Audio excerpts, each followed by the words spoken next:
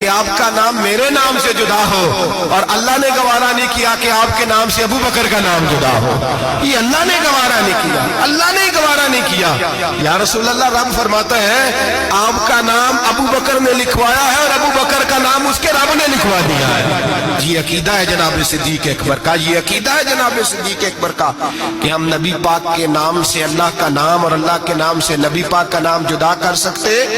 خدا کا ذکر کرے، ذکر مصطفیٰ نہ کرے، ہمارے منہ میں ہو ایسی زبان، خدا نہ کرے. جناب صدیق اکبر نے عقیدہ دیا کہ میرے لیے اللہ اور اللہ کا رسول، صدیق کے لیے ہے خدا کا رسول. اور بس یاد رکھیں یہ نظریات، یہ افکار ہمیں حضرت ابو بکر صدیق دیتے ہیں.